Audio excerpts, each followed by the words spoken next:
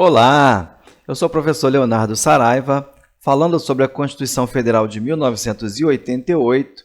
Chegamos ao artigo 14 e vamos falar do parágrafo 5º e parágrafo 6º da Constituição Federal. Nós vamos tratar sobre a inelegibilidade relativa funcional. Vamos à leitura dos parágrafos para nós depois explicitarmos esse tema. O parágrafo 4º vai tratar dos inelegíveis, os inalistáveis e os analfabetos, como nós mencionamos no vídeo passado. No parágrafo 5º nós temos o presidente da República, os governadores de Estado e do Distrito Federal, os prefeitos e quem os houver sucedido ou substituído no curso dos mandatos, poderão ser reeleitos para um único período subsequente. Parágrafo 6º. Para concorrerem a outros cargos, o presidente da República, os governadores de Estado e do Distrito Federal e os prefeitos devem renunciar aos respectivos mandatos até 6 meses antes do pleito. Muito importante, e você que assistiu à aula passada, você viu que nós falamos sobre inelegibilidade, e quando falamos de inelegibilidade, nós lembramos que a inelegibilidade pode ser absoluta ou relativa, que a absoluta é taxativa, ela vai tratar dos inalistáveis, dos analfabetos, e os inalistáveis são os conscritos, bem como os estrangeiros. E quando falamos de inelegibilidade relativa, nós vimos que ela é exemplificativa e ela é relativa justamente que são regras de candidatura a certos cargos políticos em virtude de situações previstas na Constituição ou também em lei complementar. Elas não estão vinculadas à pessoa, ao indivíduo, como no critério absoluto. Então, resulta apenas em um impedimento ao exercício de determinados cargos, mas pode concorrer a outros. Nós temos o critério da reeleição, que nós vamos tratar hoje no parágrafo 5º e 6º, mas também há a reflexa, que está ligada ao parentesco. No parágrafo 7º, nós vamos ver, nós temos a relacionada ao critério militar, no parágrafo 8º, e no parágrafo 9º, nós vamos mencionar justamente que esse rol ele pode ser expandido através de lei complementar. Bom, na aula de hoje nós vamos falar um pouco sobre a ligada à reeleição.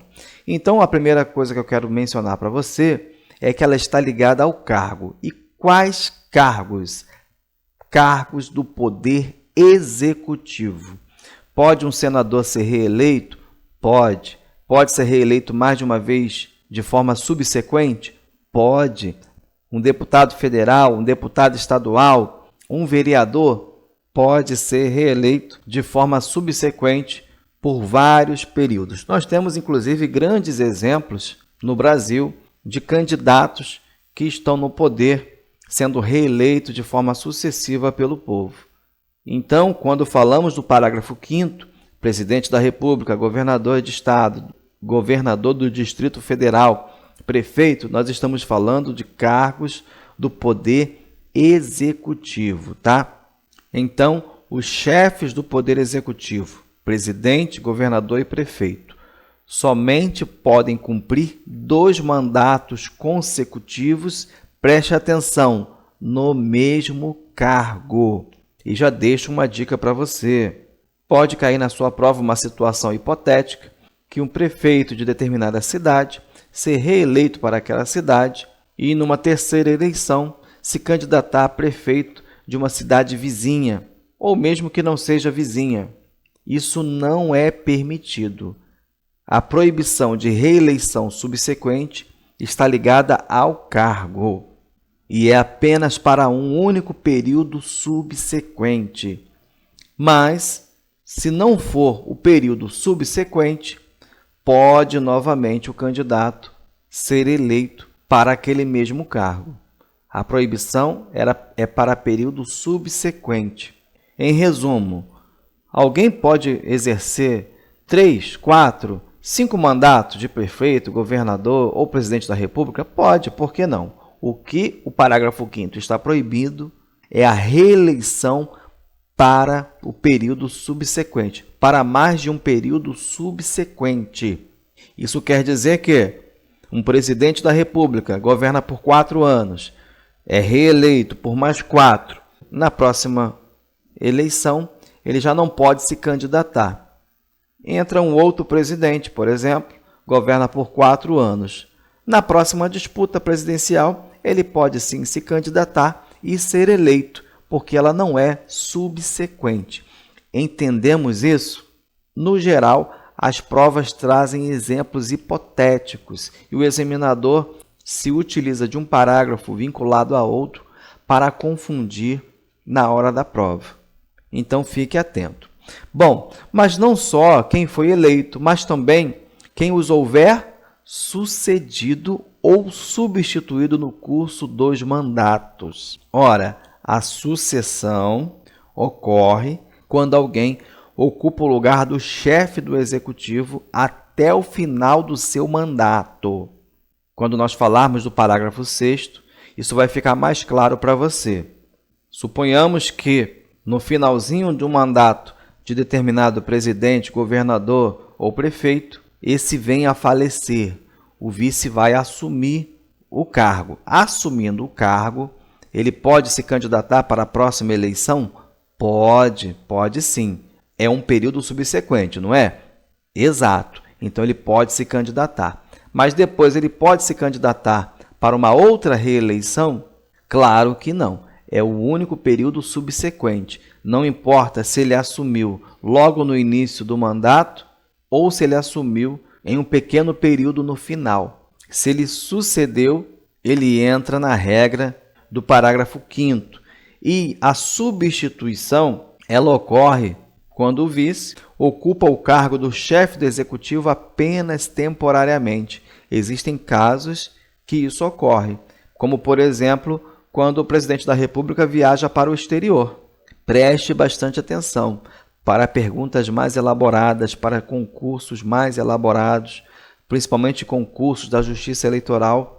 Isso pode ser cobrado na sua prova. Então, entenda, é quem os houver sucedido ou substituído no curso dos mandatos. Muito bem, poderão ser reeleitos para um único período subsequente.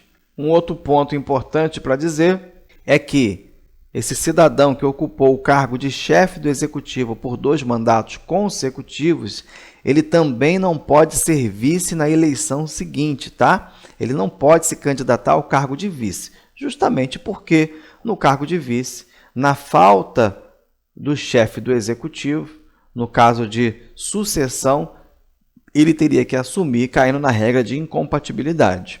Entendemos o parágrafo 5º? No parágrafo 6º, nós temos o seguinte: para concorrerem a outros cargos. Nós temos aqui no parágrafo 6º a chamada desincompatibilização. E quando nós falamos em desincompatibilização, nós temos que lembrar que a Constituição está dizendo para outros cargos, para concorrerem a outros cargos. Pense no seguinte: essa regra existe para impedir que o chefe do Poder Executivo se utilize da máquina pública para se eleger a outro cargo. Então, se você gravar esse conceito, você vai entender que esse outro cargo pode ser o cargo de senador, o cargo de deputado, estadual, federal, não importa. Para concorrerem a outro cargo, o presidente da República, os governadores e os prefeitos, os chefes do executivo, devem renunciar aos seus respectivos mandatos em até 6 meses antes do pleito. Ora, professor, é possível que um chefe do executivo que já foi reeleito para um período subsequente, ele quer continuar sua trajetória política e quer se candidatar a um outro cargo dentro da República Federativa do Brasil, uma vez que ele não pode se candidatar para aquele mesmo cargo devido à regra do parágrafo 5º, o que ele vai precisar fazer? Vai precisar renunciar ao seu mandato até 6 meses antes do pleito. Preste atenção, se o chefe do executivo vai se candidatar para a reeleição, essa reeleição permitida, o período subsequente único, ele não precisa renunciar ao seu cargo. Não é o caso de desincompatibilização. A desincompatibilização é quando se candidata a um novo cargo. Por exemplo, vamos citar um governador que deseja se candidatar para o Senado nas próximas eleições. O que ele precisa fazer? Renunciar ao seu mandato até 6 meses antes do pleito. Gravou? Qual é a dica de prova então, professor? A dica de prova é a seguinte: 6 meses antes do pleito. Lembre-se, essa regra é para o Poder Executivo, chefes do Poder Executivo. Ela está ligada ao cargo. O presidente da República pode se candidatar a governador de estado? Pode, renuncia 6 meses antes do pleito. Mas geralmente ocorre ao contrário, né? O governador de estado pode se candidatar à presidência da República? Pode, renuncia até 6 meses antes do pleito. Então, grave, 6 meses antes do pleito. 7 meses antes do pleito pode? Pode, porque é mais do que 6 meses. 10 meses antes do pleito pode? Pode, porque é mais do que 6 meses. E é antes do pleito. As bancas costumam colocar antes da posse. Grave essa parte final. É muito importante você não confundir isso na hora da sua prova. Nós falamos então sobre a inelegibilidade relativa por motivo funcional. Na próxima aula nós vamos falar sobre o artigo 14, parágrafo 7º, inelegibilidade reflexa. Não perca essa sequência de aula, é importantíssima para a sua prova, para o seu concurso, pois uma aula está ligada à outra. Nós só estamos separando os vídeos para que os vídeos não fiquem muito extensos e você possa estudar de maneira organizada. Chegamos ao fim. Se você gostou, curta, compartilhe, se inscreva no canal e Deus abençoe você.